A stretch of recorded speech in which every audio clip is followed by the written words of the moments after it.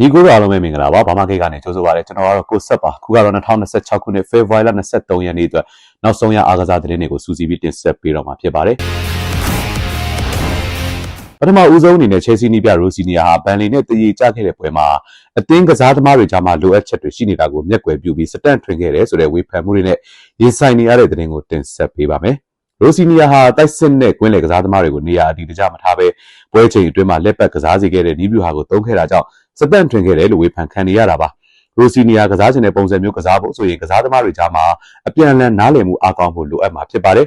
ရိုစီနီယာအနေနဲ့အသင်းကိုရောက်တာတလကျော်ပဲရှိသေးတယ်လို့ကစားသမားတွေကြားမှာရှိတဲ့နားလည်မှုကိုကောင်းကောင်းသဘောမပေါက်သေးပဲအရေးစွန့်ခဲ့တာဖြစ်တယ်လို့လည်းဝေဖန်နေကြပါတယ်ချယ်ဆီဟာပွဲချိန်4မိနစ်မှာဥဆောင်ကိုရခဲ့ပေမဲ့ဥဆောင်ကိုရပြီးနောက်ပိုင်းကစားပုံကစိုးဝါးလွန်းတာကြောင့်လည်းရိုစီနီယာကိုဝေဖန်ခဲ့ကြတာဖြစ်ပါတယ်ခင်ဗျာ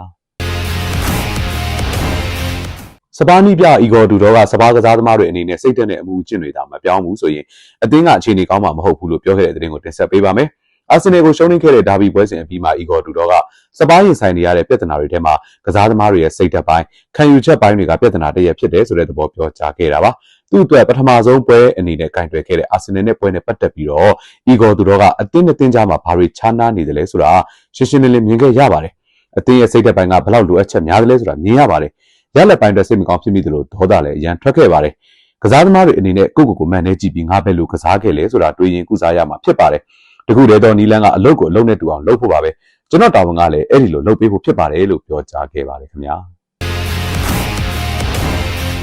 အာဆင်နယ်နီးပြအာတီတာကစပါးကိုအနိုင်ရခဲ့တဲ့ဒါဘီနိုင်ပွဲကပရီးမီးယားလိချန်ပီယံပြေးလန်းကိုလှည့်ပြောင်းဖြစ်စေမယ်လို့ပြောခဲ့တဲ့သတင်းကိုတင်ဆက်ပေးပါမယ်။အာတီတာကဝူဖ်နဲ့တည်ကြခဲ့တဲ့ပွဲပြီးမှအာဆင်နယ်ပေါ်တန်တရားတွေနဲ့စောင့်ကြည့်ခဲ့သူတွေနဲ့ဝေဖန်ခဲ့သူတွေကိုအာဆင်နယ်ဆိုတာဘယ်လိုအသင်းလဲဆိုတာကိုပြသနိုင်ခဲ့တာဖြစ်တယ်လို့သတ်မှတ်ပြောကြားခဲ့တာပါ။အာတီတာကကျွန်တော်တို့ဘာတွေလုပ်နိုင်တယ်လဲဆိုတာပြခဲ့တာပါ။ဝူဖ်နဲ့ပွဲပြီးနောက်ပိုင်း82နာရီမှာကျွန်တော်တို့ခက်ခဲတဲ့အရာတွေကိုရင်ဆိုင်ခဲ့ရပါတယ်။ဒါပေမဲ့ကျွန်တော်တို့ခုလိုဂိုးပြတ်နိုင်ပွဲယူပြနိုင်ခဲ့တာဟာအသင်းရဲ့ချန်ပီယံပြေးလန်းနဲ့ပတ်သက်ပြီးအလှည့်ပြောင်းတစ်ခုဖြစ်ပါတယ်။ကျွန်တော်အသင်းအတွက်အင်မတန်ကျေနပ်တယ်လို့အရန်လဲပျော်ရွှင်ရတယ်လို့ပြောကြားခဲ့ပါတယ်။အာဆင်နယ်ဟာမန်စီးတီးကစားပြီးမှနောက်ကစားခဲ့တဲ့ပွဲစဉ်တွေမှာရလက်မကောင်းခဲ့တဲ့အဆင့်လာကိုစပါးကိုဂိုးပြတ်အနိုင်ယူပြီးခြေဖြတ်ပြနိုင်ခဲ့တာကြောင့်လဲအာတီတာကချန်ပီယံပြေးလန်းအတွက်အလှည့်ပြောင်းဖြစ်စေခဲ့တယ်လို့ပြောကြားခဲ့တာဖြစ်ပါတယ်ခင်ဗျာ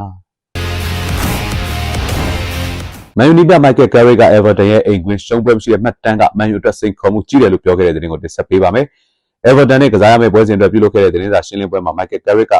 အေဗာတန်ဟာလက်ရှိအိမ်ကွင်း Reddit Cancing ကိုပြောင်းကစားပြီးကြတဲ့ကရှုံးပွဲလုံးဝမရှိတဲ့မှတ်တမ်းကိုပိုင်ဆိုင်ထားပါတယ်ဒါဟာသူတို့ကိုအိမ်ကွင်းမှာကစားတိုင်းကြီးမားတဲ့စိတ်သက်ခွန်အားပေးတာမျိုးဖြစ်စေမှာသိချပါတယ်။ဒါကြောင့်လည်းအိမ်ကွင်းမှာအမကန်ဆန်းဆောင်ရည်တွေလုပ်ပြနိုင်ခဲ့တာပါ။ဒါဟာကျွန်တော်တို့အတွက်ကြီးမားတဲ့စိန်ခေါ်မှုတစ်ရပ်လည်းဖြစ်ပါတယ်။ဒီစိန်ခေါ်မှုကိုကျော်ဖြတ်နိုင်ဖို့အကောင်းဆုံးစူးစမ်းဖို့လည်းပြင်ဆင်ထားပါတယ်လို့ပြောကြားခဲ့ပါတယ်။ Everton ဟာအသင်းကို David Moyes နီးပြအဖြစ်တကြော့ပြန်ကင်တွယ်ကြတဲ့ကမန်ယူကိုမရှုံးတဲ့မှတ်တမ်းကိုပါပိုင်ဆိုင်ထားပါတယ်ခင်ဗျာ။ဒီကနေ့အတွက်နောက်ဆုံးသတင်းတွေကိုကျွန်တော်ဘာမှခေတ်ကနေပြီးညီကိုတို့အားလုံးတက်ဆူစီပြီးတင်ဆက်ပေးခဲ့တာပါ။ဒီပေါ်မှာညီကိုတို့ထင်မြင်စချက်တွေကိုကျွန်တော်ဘာမှခေတ်ရဲ့ဗီဒီယိုတွေအောက်မှာ comment လေးတွေပေးသွားနိုင်တယ်လို့ကျွန်တော်ဘာမှခေတ်ရဲ့ဗီဒီယိုတွေကိုဆုံးဖြတ်ကြည့်ရှုပေးတဲ့အတွက်လည်းညီကိုတို့အားလုံးကိုအထူးပင်ကျေးဇူးတင်ရှိပါတယ်ခင်ဗျာ။